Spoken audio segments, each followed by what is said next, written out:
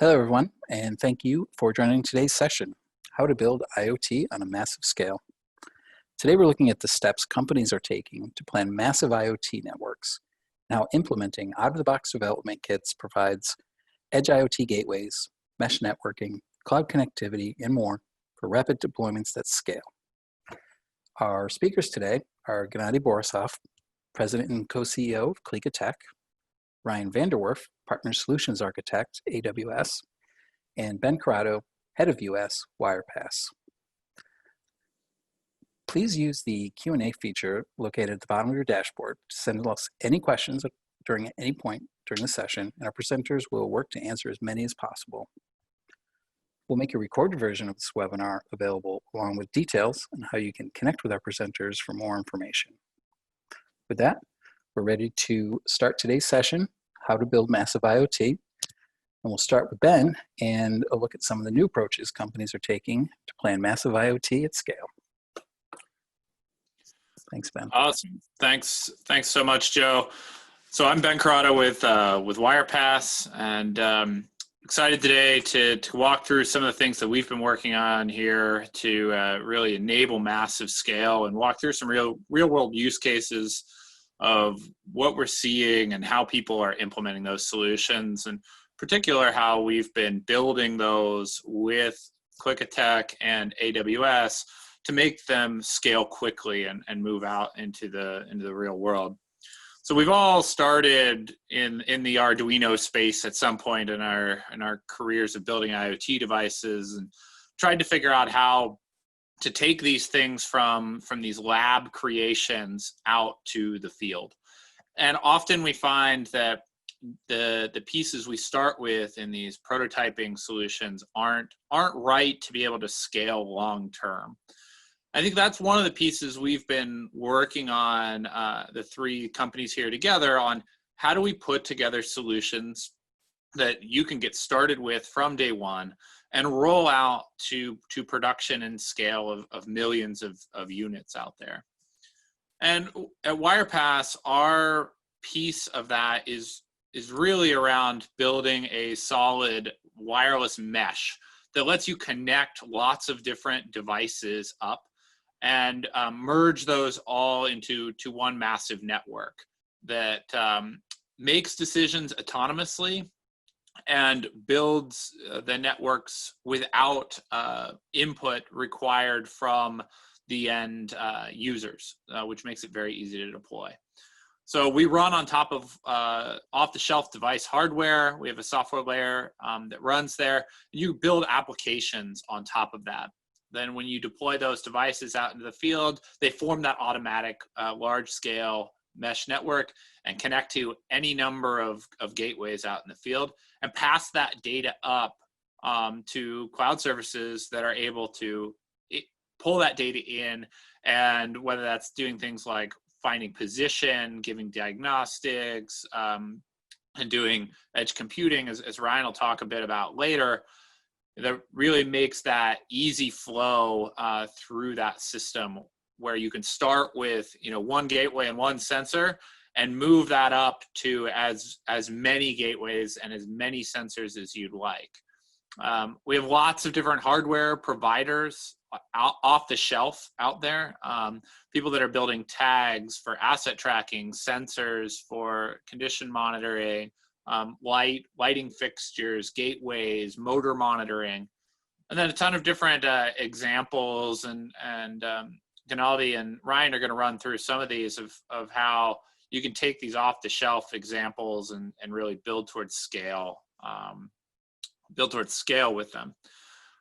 So we're seeing people start to use these types of applications in large ecosystems, and global logistics is one of the big pieces here. So if you think about enabling tens of millions of shipping containers with information about what's going on with that shipping container, maybe where is it located, what's the temperature, vibration profile, humidity, when did it get loaded, kind of getting all that information in real time. You need an infrastructure and a network that is able to automatically form as these containers move around in their environment. So you'll move from a dock to a ship, back to a dock, to a train, to a truck, and you need a very robust network protocol that's able to handle that. And you need infrastructure on the back end, on the cloud side, that's able to talk to those devices regardless of how they move through that infrastructure. And you need strong gateway software in the middle that's capable of handling those changes. So we're seeing people roll out these global logistics into the millions of units, and it isn't just folks like the large shipping companies. We're also rolling out into millions of pallets, and seeing people put a small one battery, one radio, and an accelerometer style sensor onto a pallet, very low cost. And then you can have hundreds of thousands of pallets in one warehouse, and you could track where that pallet is, what's going on with that pallet, how many pallets are in a particular zone, the vibration, humidity, say you're tracking vaccines or vegetables or something like that, and it has a very precise temperature range, humidity range it has to stay in. You can get alerts dynamically through that in real time using Wirepas Mesh, all with very low cost battery operated infrastructure everywhere, so that you don't need to spend a lot of money rolling out a whole bunch of cellular style infrastructure. And the great thing about kind of how these things like pallets and containers and individual packages is that moves into the next stage of kind of opening up things like warehouses to become these central hubs for how this comes in. And so we have companies like ProLogis that are using Wirepas to track what's going on in their warehouse, keep track of kind of all the operational aspects.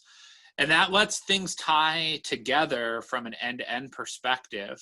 And it's all able to run on one network together. So they have things they're trying to track, people they're trying to track, lighting they're trying to control, information about who just pulled into the dock door, are there leaks happening from, in the environment, that type of thing, all riding on one common infrastructure, all with very low cost deployment. So it's kind of cool to see how once you start building out this infrastructure for one use case, the ROI applies to all of the different aspects, and you get to recoup that cost of rollout across multiple different applications. And that extends into things like staff and asset tracking. So with Wirepas Mesh, you can actually get information about where an object is within a couple meters of accuracy using that solution. And so we're able to do things like roll out to a construction site. These hard hats have Wirepas enabled sensors in them, and actually tell where that hard hat is on that factory site or the construction site, relay all that information back, as well as health and safety about what's going on with that worker. And you can see how this can easily translate into kind of the smart office, where you want to know where people are. Are they using conference rooms? Are they using hot desks? And then you can also get information about occupancy sensing, and finding different objects in the building, and then tying in with all of the different kind of controls around what's going on in the building. Similarly, this rolls into like postal services are using these types of solutions to track carts and packages around their facilities, and giving real-time information about what's going on in that solution. And you can have hundreds of thousands of these in individual networks. And then that expands into lighting. And really, like, this is a hotel chain where they're using Wirepas to not only do the lights and control, central control for scenes and selection and all that inside the room, but you can manage it down at the desk. And so these lights quickly ramp into the millions of units when spread across lots and lots of different hotels. And you could tack on lots of other applications to this. Where is the staff, the cleaning staff, helping guests navigate through the environment. And so you can see how these can quickly scale to the millions of devices out there. Similarly, that rolls into things like tracking what's going on in a smart restroom. How do you know when to come change the paper towels, to refill the toilet paper, all of that type of stuff really changes how people react to their environment, as opposed to kind of doing everything on a preventative schedule where you're being overly cautious. And industrial IoT is a great example of that, where you have motors and all kinds of different moving machinery. You're tracking what's going on with that, and you want to relay all of this information back up to get real diagnostics on whether or not this pump is going to fail early or not. And so that means you need a solid solution that can pull all of this data together from lots and lots of different nodes into gateways, up to an MQTT broker, and then push that out to the cloud using tools like Wirepas Network tool for diagnostics and our positioning engine, and then tying into all these different IoT platforms to be able to really scale that and make it so that you can pull in all this data and bring it into your own application space. And so to make that real, Gennadiy, feel free to jump in here at any time. We've been working together as the three companies here, in addition with Corrado, to really build out a end-to-end solution where we have a Wirepas-enabled node that's able to pull in lots of different sensors like temperature, humidity, those types of things, pull that data in through the stack, push that up to a gateway running software that Klika wrote, managing all that and pushing it out to AWS, where it's then ingested and computed. And so I'll let Gennadiy go through a bit more on how this functions and how you can take advantage of these types of solutions to get your deployments started and then moved over to massive IoT solutions. Thank you, Ben. Appreciate it. Great to be here. And as Ben described, before you move to a massive IoT scale, before you build the platform capable of running shipping containers and global ships, millions of lights, various devices deployed over a very large area networks, inevitable question pops into everyone's mind: how do I get started? How do I start this journey and go step by step, building the proper architecture? In this case, we've used AWS. How do I connect all sensors? How do I watch over the data? Basically, what are my steps to go from idea to prototype to MVP to production architecture without rewriting everything I'm doing along the way? So every step should be based on the foundation I built during the previous step. And working with Wirepas, with Corrado, with AWS, we've built a rapid development kit, which allows you to start small, but then scale to that massive scale necessary for true enterprise level applications. With that, I'll share my screen and show you step by step kind of what we've built.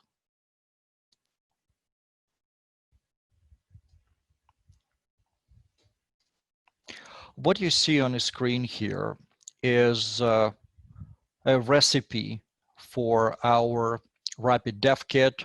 All the components here are off the shelf. You see a laptop where the dashboard is presented. You see tags from the company called Ruby Tags and the gateway from Regatta, Cascade 500.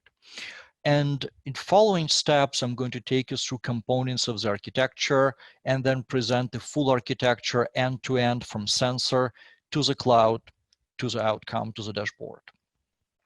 What you see is the first step of the rapid Devkit architecture.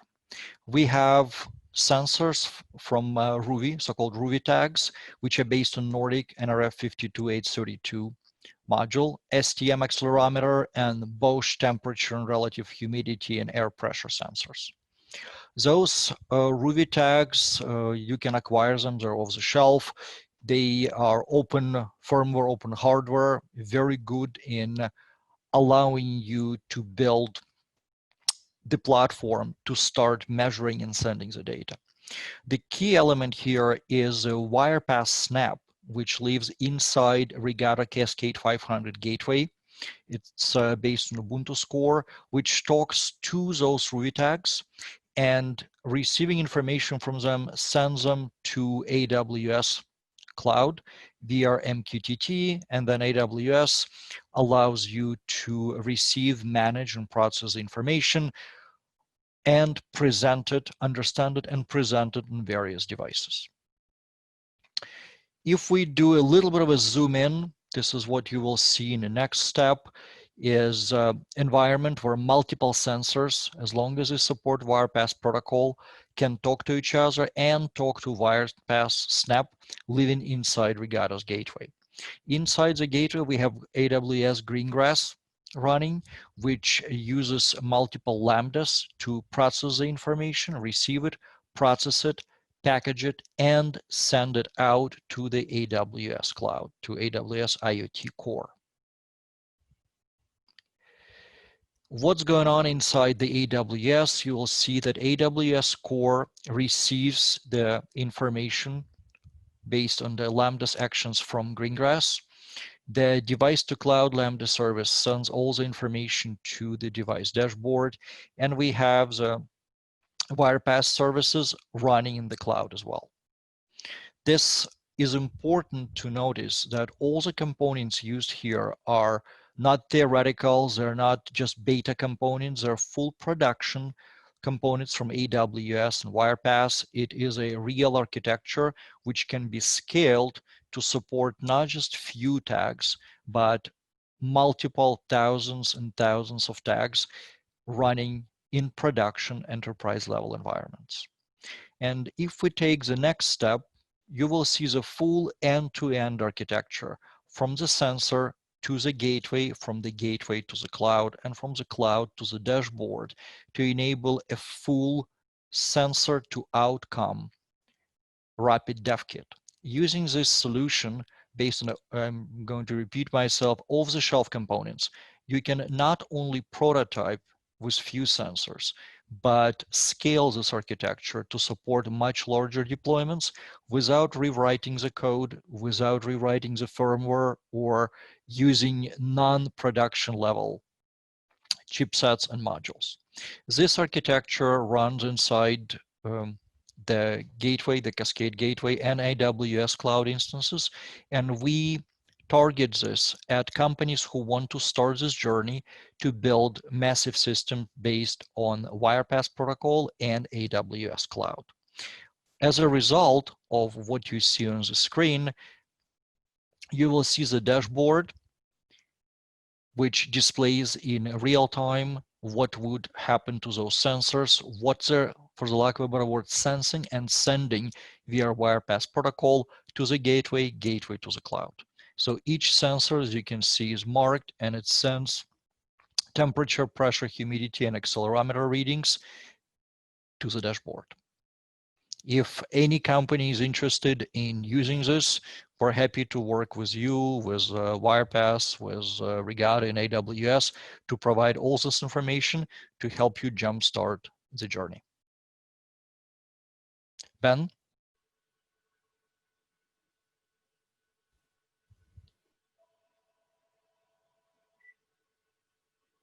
All right, thank you, Gennadiy.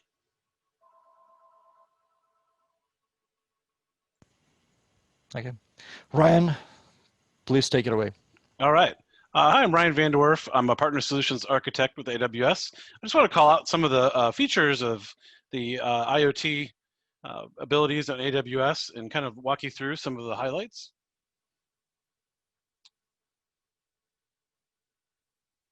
All right. So the AWS IoT architecture focuses really on 3 pillars. We've got analytics services about making sense of all your data. We've got connectivity and control services, like how can I manage and control all my devices at scale? And then we've got our device software of how can I build devices that operate at the edge. And in this case, we're talking about, Regato Gateway running Wirepas, keeping track of all those things as well. So this kind of creates, if you will,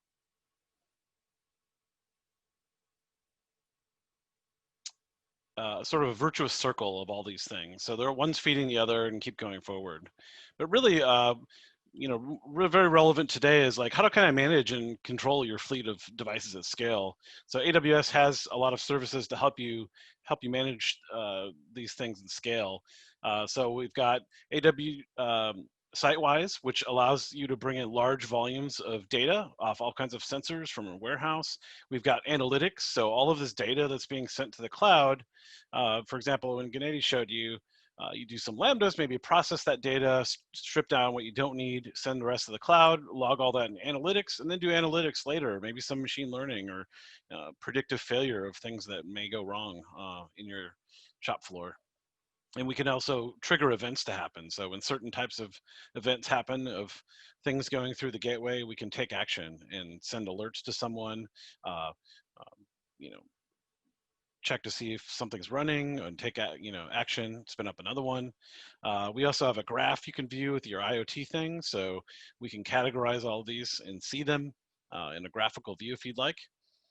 And then we get down into device software. So you can run anything from FreeRTOS to talk to the IoT system.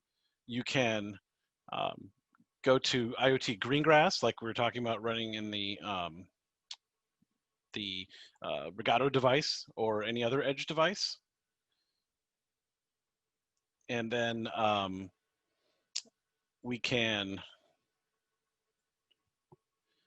go into connectivity and control services. So that means we can run things to the IoT core. We can do IoT device management. We can secure them with IoT Device Defender. So we've just added another region that's available in that we just announced, and protect all of your IoT devices as well.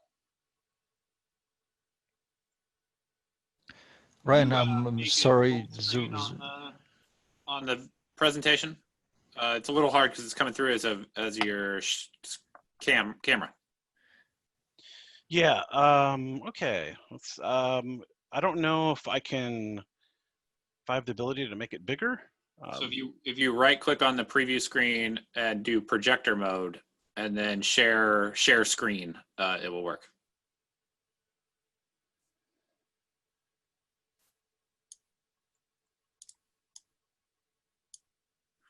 So while Ryan's working on that, I figured I'd answer a few of the questions. There's one question about the chipset in that Cascade 500. It is the NRF 52840 is the chip that's in there. Perfect, Ryan. Thank you.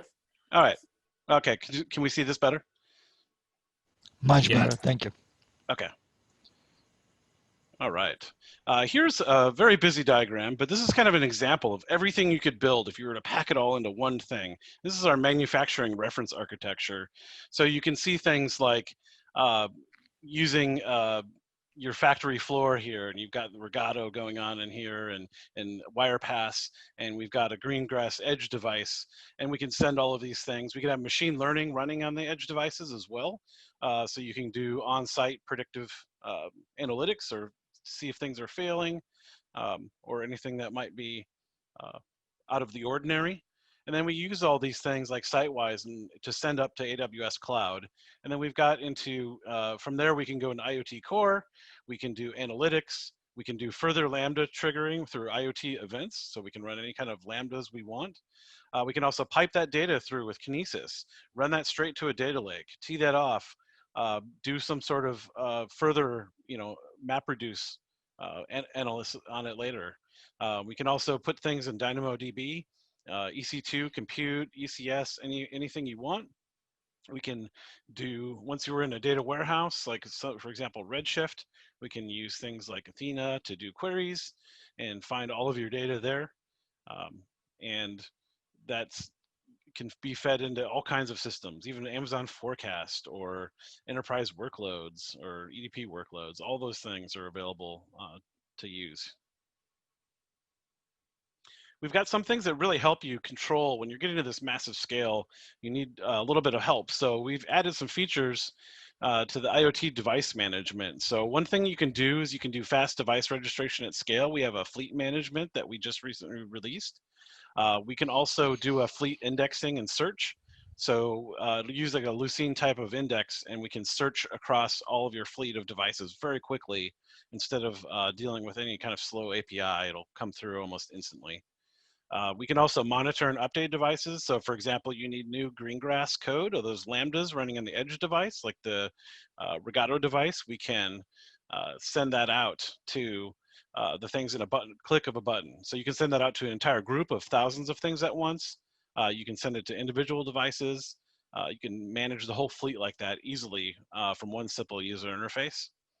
And then also we can access each device securely. So if you need to get to that edge device, maybe there's a particular problem in a certain location and you need to handle it or support them, there is a way we've added to where you can SSH into the device and help the customer troubleshoot what's going on at their particular site without having to come out there in person. We've got a couple other things here. We got bulk things registration that really help onboard devices. We can do device monitoring and logging. We can run jobs across devices. And again, the secure tunneling will really help troubleshoot special scenarios. Bulk registration, let me talk about this one for a second here. So really getting these devices onboarded, there's a few different ways that that can happen. So you can manufacture them to be, the customer opens it up out of the box and it's got a temporary certificate on it and it will self-register either via an application or through a predefined process. We can batch deploy out certificates. You can upload certificates to the devices directly, and you can also track all of their registration process, see how the devices are registering, and rotate their certificates to keep up on your security, or in the unfortunate case, maybe a certificate gets compromised. And again, the fleet indexing, super helpful. This gives you lightning fast API access, or you can use the AWS console to find things in your fleet. So you can create custom queries. Using the APIs, you can create your own dashboards if you'd like, or use ours, and really help keep control over your situation and make sure you're monitoring everything like you can. And it's really just one click to activate this. It's super easy. We have a lot of integration. So once you've got all this data and it's sending all of this data from your edge site into the cloud, you want to do things with it, right? So we've got integration into various analytics tools. We have quick sites. You can send data into streams with Kinesis and go to a data lake. You can use something like the Elasticsearch and spin that up and do real-time queries and dashboards in it as well. So really, you just have a lot of options you can pick from to visualize and graph all of this data. You can go trigger actions across 6 different AWS services directly, and then you can indirectly do others. And really, you can complete an event detector setup and IoT events or IoT site-wise and have contextualized data. You can evaluate and respond appropriately to it. As far as scalability here, these are the tools that can help you scale and bring massive amounts of devices. We're talking about at the scale of global logistics, like Ben was talking about. That's containers full of things. There's thousands, hundreds of thousands, upward of a million things. It's a lot to handle, and the system is definitely up to the task of doing that for you. One thing we could talk about briefly, AWS help Wirepas as well, evolving mesh network tracking, and this kind of, really, this is a kind of a key technology that people are using on sites. If you don't have a mesh network, Wi-Fi just isn't going to cut it. There's too many dead spots and things like that going on. And one thing we did was we helped them evolve part of their system as well with things like asset tracking. And would evolve from into microservices, and then eventually into serverless types of models. So you can, wherever you are in your journey, we can, AWS can handle your workload and move to whichever direction you want. If you want containerized, serverless, regular compute instances, we can do all of those things for you. All right, I'm going to hand it back over to Joe, and let's talk about some questions that we've got for the presenters. Great, thank you, Ryan. So thank you everyone for sending in your questions, and just a reminder, keep sending them in. We're going to try to go through as many as possible. I believe one of the questions, Ben, you tackled during the event, but someone had asked about does the gateway support secure boot, so to satisfy the IEC standard? Or Gennadiy or Ryan, anyone who may know? The Wirepas Gateway does, or the Corrado Gateway, excuse me, that's running Wirepas does have secure boot. You'll have to reach out to the Corrado folks specifically on that IEC requirement, but it does have secure keys that are burned in, and then secure boot and encrypted file systems throughout the whole process. So there's a full chain of trust there. So I expect it probably is capable of meeting that requirement, but I'm not intimately familiar with that specific IEC requirement you listed. Thank you, Ben. And Gennadiy, we had a couple of questions just about implementing a rapid development kit. If it's something that's, that requires an outside specialist team, or if a company can in-house begin their own implementation and deployment. Thank you, Joe. The whole point of this rapid dev kit is to help companies get on their way. We would be happy to share what we have, explain the kit, explain the code, and let the company work it on their own. If company wants to work with us, we'll be very happy to support the company in its efforts. But in general, it is easy enough, thanks to AWS and Wirepas tools, to start on your own. Terrific, thank you. Another question, Ryan, that you may be able to help us answer, but everyone definitely chime in. We had a question about registering or provisioning a gateway to both Wirepas Infra and AWS IoT on the customer site, and how easy something like that would be, or what are some of the things that someone would have to be careful about doing that? I can speak to the AWS side, and Ben could probably speak more towards the Wirepas side, because really this is the thing that's combining the two of them together so that data can come out to AWS Gateway. So that would appear as a thing in your AWS device console, and so we can support bulk registration, pre-made certificates, or kind of open the box temporary provisioning credentials. So we support all of those options through our fleet provisioning feature. So it makes it quite easy. You don't have to roll your own process. But as far as maybe Ben can answer from the Wirepas side, how that's set up.